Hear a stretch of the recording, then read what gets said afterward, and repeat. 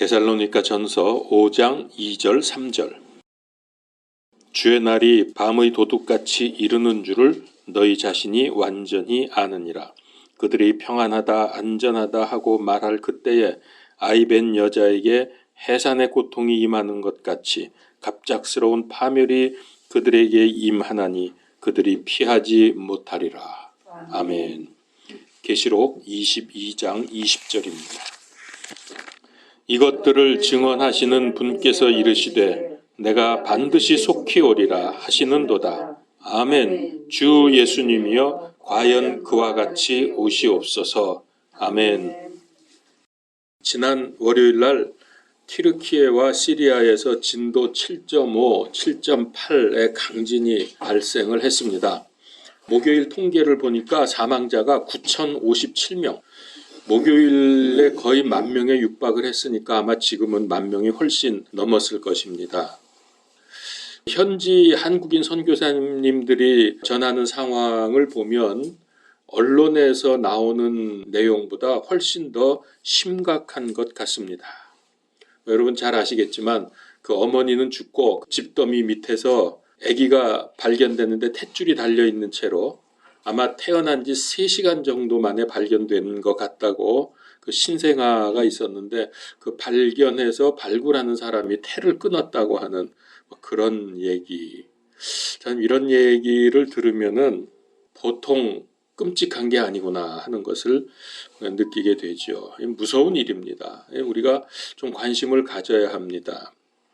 주님께서 마지막 때에 있을 전무후무한 재앙들을 말씀하셨는데 지금 그대로 일어나고 있습니다. 더군다나 이 세상은 마귀 세상 아닙니까? 마귀 왕국 아닙니까? 세상에는 안전지대가 없습니다. 부자들, 권력 있는 사람들은 땅 밑에 100m를 파고서 거기에 아파트를 지어놓았다 그러고 여차하면은 달인가 화성으로 튀려고 준비한다고 이런 얘기들이 심심치 않게 들리는데 소용없어요. 주님이 그걸 모르고 그걸 놔두실 겁니까? 그 죄인들을? 도망갈 게 아니죠. 우리가 하나님의 말씀을 잘 깨닫고 말씀에 순종하며 사는 것만이 가장 안전한 삶입니다. 우리의 남은 생은 말씀과 기도 그리고 행동하는 순종으로 되어져야 하겠습니다. 그래서 저는 여러분들이 이제 성경을 읽지만은 말씀을 전하는 게 이게 보통 막중한 책임이 아니거든요. 그래서 굉장히 전 조심을 합니다. 성경에서 벗어나지 않으려고 아주 세심한 주의를 기울이고 제가 잘 아는 성경 구절도 반드시 한 번씩 확인을 하고 그렇게 하면서 준비를 합니다. 근데 그동안 제가 들은 말은 설교 내용은 좋은데 재미가 없다는 겁니다. 저보고 하는 얘기가. 그리고 예화도 없고 긴장하게 만든데요. 제가 이런 조언을 교회 안팎에서 들어왔습니다. 그래서 요즘엔 여러분 좀 느끼셨는지 모르겠지만은 제가 예화를 하나씩은 좀 해보려고 하는데 제 스타일이 웃기는 얘기를 해도 잘 웃지를 않는 그런 것 같습니다. 좀 제가 웃기지 못하는 그런 것 같아서 그러나 좀 앞으로 좀 계속 해볼 생각입니다. 제가 그동안 예화 안 하고 이렇게 한 거는 예화할 시간이 없어요. 그 얘기하느니 성경 얘기를 해야 된다는 생각 때문에 그렇게 했는데 그게 그렇게 좋은 것 같지는 않다고 생각이 들었습니다. 예화도 많은 은혜를 우리에게 끼쳐주는 게 많이 있으니까 해보려고 합니다. 그래서 이제 오늘은 서두부터 제가 2가지 이야기를 하면서 시작하겠습니다. 성베드로 성당에 많은 그림이 있는 거 아시죠? 저는 가보진 못했지만 사진으로 보면 그 큰 성당의 모든 벽에가 그리고 천장에 성화가 그려져 있습니다. 그 중에 스텐버그의 십자가와 부활이라는 그림이 그려질 때의 이야기입니다. 그 당시에 유명했던 화가 스텐버그는 베드로 성당의 요청으로 십자가에 달리신 예수님을 그리게 되었습니다. 열심히 그리던 그가 갑자기 그림을 중단했습니다. 그 이유가 뭐냐면 그림의 대가가 너무 싸다고 생각을 한 겁니다. 그 성당에서 제시한 대가가 너무 싸다고 생각을 해서 다시 흥정해야 되겠다는 그런 심산이었습니다. 그래서 성당의 그림 그리기를 멈추고 어떤 여인의 세속적인 그림을 그렸습니다. 어느 날 그 불신자였던 여인이 성당의 그림을 보고 묻습니다. 저건 무슨 그림이에요? 네, 예수님입니다. 그가 십자가에 못 박혀 죽었어요. 그러니까 이 여인이 놀라서 물었어요. 왜요? 화가는 귀찮았지만은 또 고객이니까 설명하지 않을 수가 없었죠. 그래서 성의 없이 그냥 일반적인 대답을 했습니다. 그 예수라는 분은 많은 병자도 고쳤고 기적도 많이 일으켰고 죄를 용서해 주시기 위해서 우리 대신 십자가에서 죽었어요. 그냥 이렇게 성의 없이 대답을 했습니다. 근데 이 말을 들은 이 여인이 갑자기 눈물을 흘리면서 슬퍼합니다. 나 때문에 십자가에서 죽으셨다고요? 하도 슬퍼하니까 이 화가가 위로하는 말을 하게 되었습니다. 울지 마세요. 그 후에 그분은 3일 만에 부활하셨어요.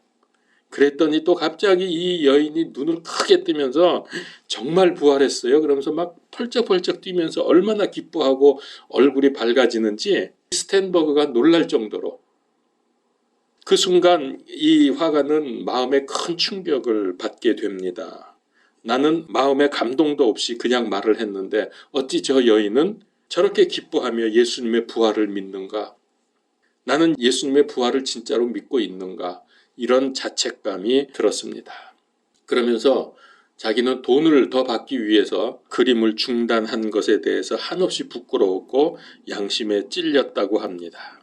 그래서 그는 회개하고 감사하면서 즉시로 예수님의 그림을 다시 그리기 시작을 했습니다. 부활 신앙을 회복한 그가 마음을 다해서 이 그림을 위대한 걸작을 그렸는데 그 그림이 지금도 많은 사람들에게 감동을 주고 있습니다. 이 부활 신앙, 부활 소망은 우리 기독교인 믿음의 핵심이고 기본입니다. 자, 이제 두 번째 얘기입니다. 예수님께서 십자가에서 죽으신 후에 제가 묻습니다. 시신을 모신 분이 누구죠? 누가 예수님의 시신을 모셔서 무덤에 넣었죠? 예, 맞습니다. 아리마대 요셉이 왜 이름이 아니고요. 아리마대 동네에 사는 사람 요셉입니다. 요셉이 이름이고 아리마대는 그 출신지입니다. 근데 저도 옛날에 잘 모를 때 성경 읽으면 이 사람이 아리마대 요셉이구나 그렇게 생각했는데 그거 아닙니다. 아리마대 지역의 요셉이라는 사람입니다. 그는 자기와 집안 사람들을 위해서 준비한 새 무덤을 예수님께 내어드렸습니다. 자, 그거를 본 친구가 와서 핀잔을 줍니다. 자네 미쳤나? 많은 돈을 들여서 준비하고 파놓은 그 새 무덤을 십자가에 처형당한 죄수한테 내어주다니. 그러니까 요셉이 멀뚱히 쳐다보면서 대답을 합니다. 이복의 친구, 괜찮네. 예수님이 살아계실 때 몇 번이나 강조하신 말씀이 기억나지 않나? 주말에만 잠깐 3일 동안만 쓰시겠다고 하신 것 말이야. 그 예수님은 3일 후에 말씀대로 부활하셨습니다. 이걸 믿는다면 우리 인생이 전혀 달라질 것입니다. 인생 모든 문제, 심지어 죽음의 문제까지 부활의 능력으로 다 해결된다는 믿음을 가지십시오. 혹시 여기서 해결이 되지 않으면 이후에 우리가 천국에 입성할 때에 그때는 정말로 아무 문제도 남아있지 않을 것입니다. 그러면 성경에서 말씀하시는 부활에 대해서 지난주일 말씀드린 내용을 요약 정리를 하면서 적용을 해보도록 하겠습니다. 여러분 지난주에 제가 말씀드린 거 그거를 좀 잠깐 정리를 하면서 그냥 이렇게 들으면은 뭔가 복잡하고 맞긴 맞는데 정리가 안 되죠. 그래서 제가 오늘 친절하게 정리를 해드리려고 합니다. 부활에는 크게 두 가지 부활이 있죠. 영의 부활과 육의 부활. 혼의 부활은 없다 그랬죠. 영의 부활은 전도서 12장 7절 말씀, 그 다음에 3장 21절 말씀에 근거하면 영은 육신이 죽은 즉시로 어디로 가요? 하나님께로 갑니다. 그래서 그냥 이거는 간단해요. 영의 부활은. 그런데 육의 부활은 둘로 나누죠. 의인의 부활과 악인의 부활이 있다. 의인의 부활은 또 세 가지로 또 나뉩니다. 첫 열매, 본수학, 이삭줍기. 이렇게 나누죠. 첫 열매는 누굽니까? 첫 열매들 그래야지 정확히 말하면 예수님이 계시고 구약 성도들. 자, 본수학에는 신약 성도들. 이삭줍기는 환란 성도들. 제가 지난번에 말로 쭉 했기 때문에 좀 이렇게 나누어서 써서 해야 좀 머리에 팍 들어오겠다 생각이 돼서 지금 하는 거니까 오늘은 좀 잘 머릿속에 숙지하시기를 바랍니다. 구약 성도들은 누구냐 하면은 이 사람들은 유대인들이죠. 신약 성도는 이방인들. 환란 성도는 유대인과 이방인. 자, 이게 구약에서 명절의 예표 아닙니까? 예표. 구약에서 부활을 예표하는 절기가 있었죠. 이거는 초실절입니다. 여기는 오순절. 신약 우리 이방인들은 오순절. 환란 성도는 장막절. 이렇게 예표가 되는 거예요. 이게 다 부활이에요. 초실절은 어떤 곡식을 추수하는 절기죠? 보리. 오순절은 밀. 마지막 이삭줍기 하는 이거는 이제 남은 모든 곡식들. 완전히 이제 끝납니다. 여기서 이 모든 1년 추수가 다 끝나게 되죠. 자, 이게 그래서 제가 전에 한번 그런 말 했죠. 오순절을 구약에서 뭐라고 우리 말로 번역을 해놨냐 하면은 맥추절이라고도 해요. 혹은 칠칠절이라고도 하고 맥추절이라고 하는데 그게 잘못됐다고 한 얘기 기억나세요?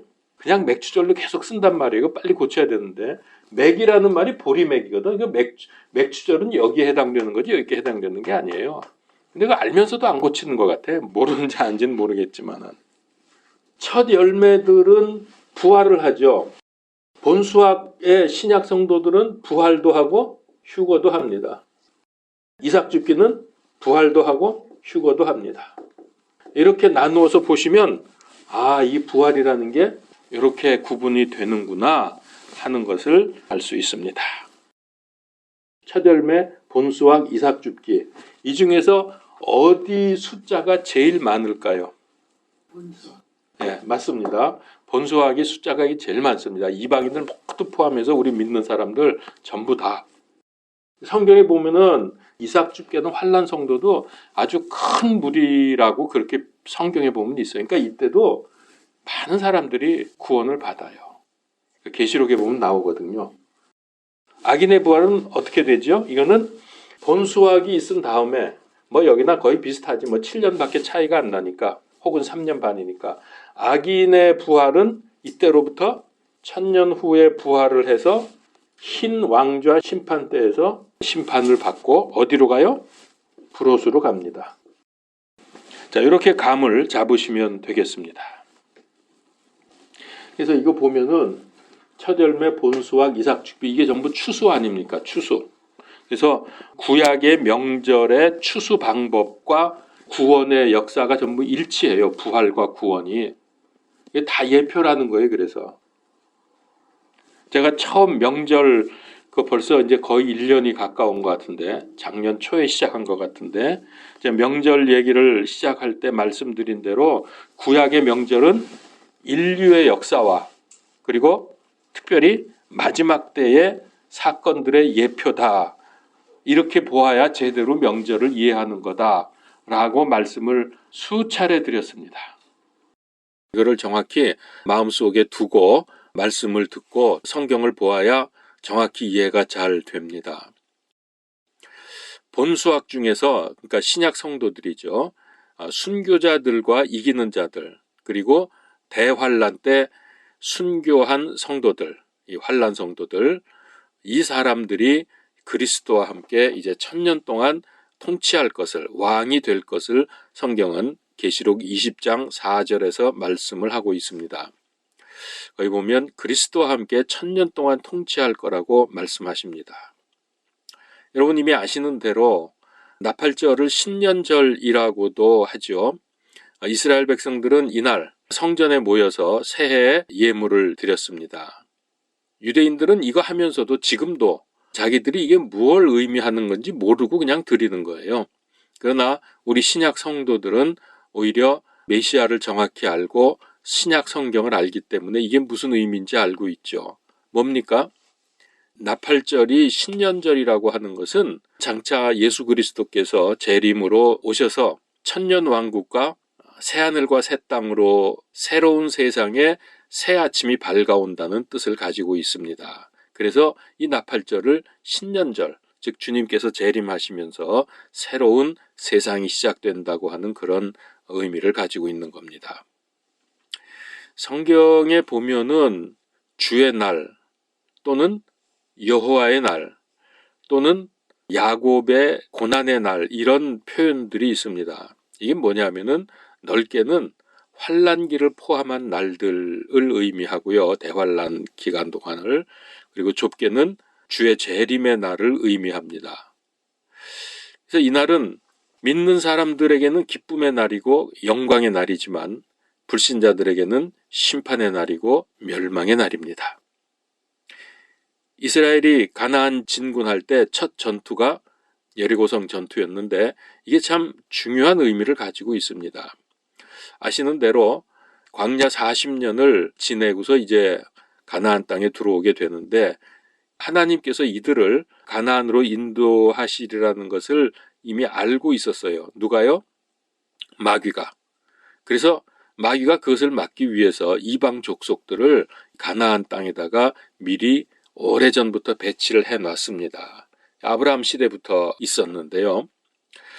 가나안에 7 족속이 있죠. 7 족속 중에서도 가장 강대하고 무서웠던 민족이 아낙 족속이라고 거인족입니다. 거인족은 아시는 대로 정탐하러 들어갔다가 거인들을 보았고 포도송이도 어마어마하게 큰 것을 2 사람이 메고 나왔다고 하는 것을 성경에서 볼 수 있는데요.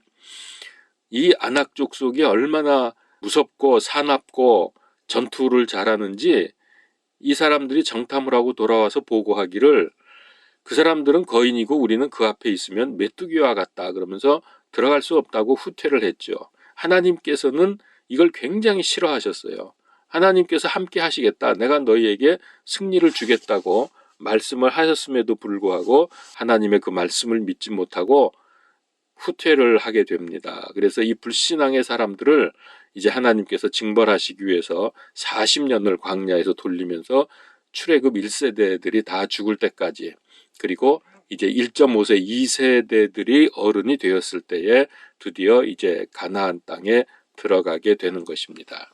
그러면 왜 이렇게 가나안에 들어가야 되는 첫 번 전투가 중요하냐 하면은 마귀가 이를 알고 있었죠. 가나안 땅에 이스라엘 백성이 들어오게 되면은 이제 거기를 중심으로 해서 전 세계가 이제 하나로 통합이 되면서 예루살렘 이 수도가 되고 이렇게 해서 천년 왕국이 이 땅에 세워질 텐데 그거를 막기 위해서 이런 강한 민족들을 이방 족속들을 마귀가 가나안 땅에다가 미리 집어넣어 놓은 겁니다. 그래서 첫 번째 전투가 중요하죠. 이 첫 번째 전투에서 이스라엘이 이기느냐 가나안 원주민들이 이기느냐 이거는 굉장히 중요한 의미를 가지고 있습니다. 즉 이 전투에서 이스라엘이 이기면은 이 가나안 땅은 전부 이스라엘이 점령할 수 있다는 그런 의미를 가지고 있고요. 여기서 패배하게 되면은 들어오지 못한다.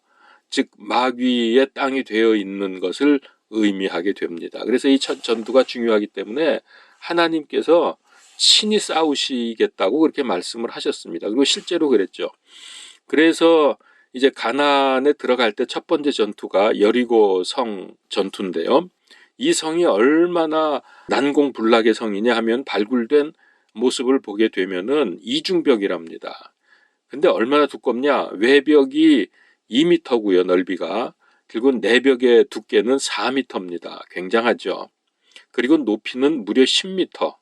10m면은 지금 아파트의 3층, 4층 정도의 높이에 해당되는 겁니다. 자, 이렇게 아주 놀라운 수비력을 가지고 있는 아주 난공불락의 여리고성입니다. 근데 이스라엘 백성들이 이 성을 점령하겠다고 들어왔는데 하는 짓이 이상하죠?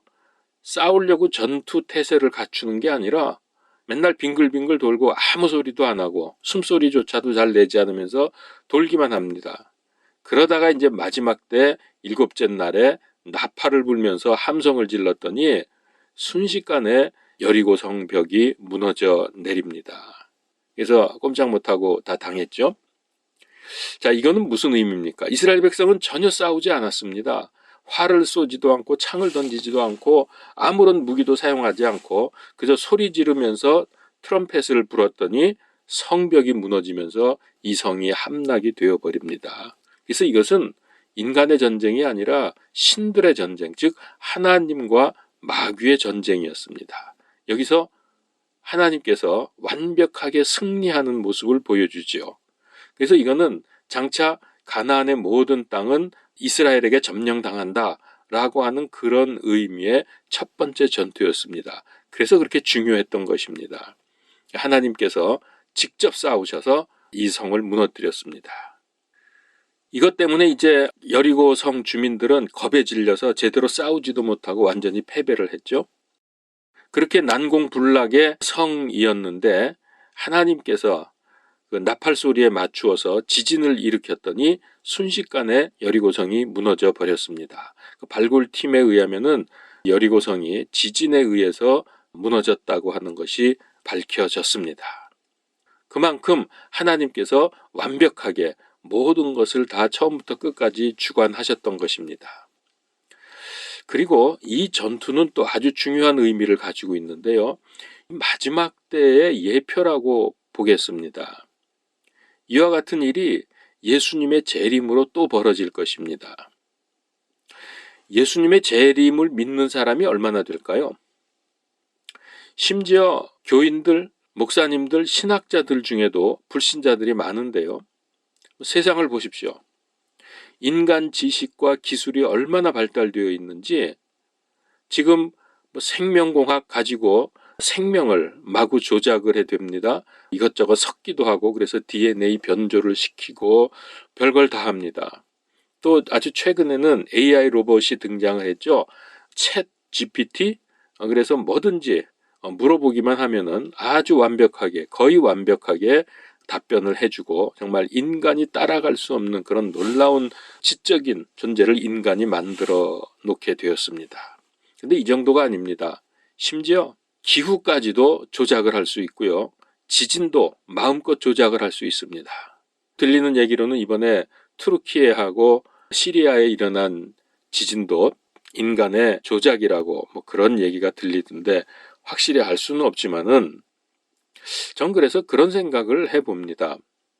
마지막 때의 성경에 보면은 지진이 엄청나게 많이 일어날 거라고 말씀을 하셨는데 이게 이제 자연 그 현상, 즉 하나님의 역사에 의해서도 그렇지만은 인간이 이런 기술을, 이런 능력을 발달시켜 가지고서 상대방을 제압시키고 자기의 목적을 이루기 위해서 필요한 곳에 여기저기 마구 지진을 일으키는 그런 것을 이미 하나님께서 아시고 그렇게 예언의 말씀을 하신 것이라고도 볼 수 있겠습니다. 참 무서운 세상입니다.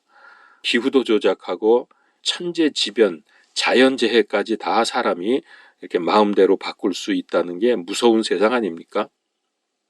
오만방자한 인간들은 자기들이 스스로 하나님이라고 생각을 합니다. 마음만 먹으면 못할 일이 없다고 큰 소리칩니다. 이런 사람들이 예수님의 재림을 믿을까요? 셋째 하늘에서 내려오시는 예수님, 그리고 그때에 우리는 구름 위로 부활하고 휴거가 될 텐데 이런 말을 하면 믿는 사람도 있긴 있겠지만 비웃고 조롱하고 만화 정도로 취급을 할 것입니다.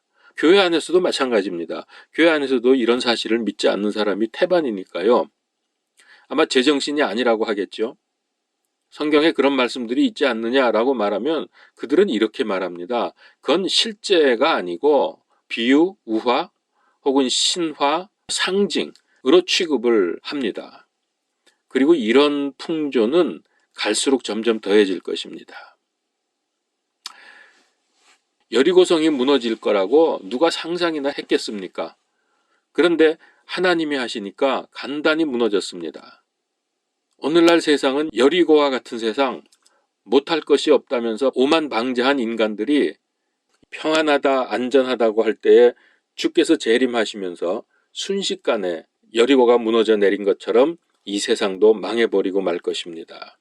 그래서 데살로니가전서 5장 2절 3절에 주의 날이 밤에 도둑같이 이르는 줄을 너희 자신이 완전히 아느니라. 그들이 평안하다 안전하다 하고 말할 그때에 아이벤 여자들에게 해산의 고통이 임하는 것 같이 갑작스러운 파멸이 그들에게 임하나니 그들이 피하지 못하리라. 여러분, 성경에 나오는 모든 사건은 사실 그대로입니다. 예수님의 십자가와 부활, 승천, 재림, 또 우리의 부활과 휴거, 천국, 지옥, 천년왕국, 새하늘과 새 땅, 이거 다 실제고 현실입니다. 근데 이거를 믿지 못하죠. 왜 그럴까요? 이거는 영적인 사건들이거든요. 그러니까 영의 세계가 열리지 못한 사람들은 이걸 이해는 못하는 정도가 아니라 오히려 조롱을 합니다. 이런 것들에 대해서. 도무지 이해가 되지 않는 것이죠. 그러나 영의 세계가 열려있는 우리들은 이것이 너무나 진실이고 사실 그대로 일어날 거라는 것을 우리는 너무나 잘 알고 있습니다. 그래서 이런 영적인 일들이 무슨 상상력을 동원한 종교적 믿음이 아니고 힘든 인생을 위로하기 위해서 만들어낸 이야기도 아닙니다. 혹시 여러분 지옥을 경험해보고 싶으시면 한번 이렇게 해보십시오. 물론 지옥 고통의 1억만 분의 1도 안 되겠지만 제가 딱 한번 불가마 사우나에 들어가 본 적이 있었는데요. 한 5분이 지나니까 나가고 싶어졌습니다. 그런데 같이 갔던 목사님이 땀을 좀 더 빼보자고 해서 한 1, 2분 정도 더 있으니까 숨이 가빠지고 그리고 1분이 더 있으니까 가슴이 답답해지고 막 정신이 아득해집니다. 이제 나가지 않으면 죽을 것 같아서 저는 뛰쳐나왔거든요. 같이 있던 목사님은 안 나왔는데 지옥과 불호수의 불구덩이가 불가마 사우나와 비교도 안 될 정도라는 생각이 들었습니다. 얼마나 거기는 무섭고 뜨거울까. 그런데 이런 고통을 영원히 당해야 한다. 정말 끔찍합니다. 거기서는 죽고 싶어도 죽을 수 없다고 합니다. 이걸 가리켜 둘째 사망이라고 하는데요. 하나님과 완전히 단절된 상태입니다. 그러니까 하나님하고 완전히 단절된 고통이 불호수의 고통입니다. 지옥과 불호수는 상상이 아니고 실제로 존재하는 곳입니다. 자, 이제 마무리를 좀 해보죠.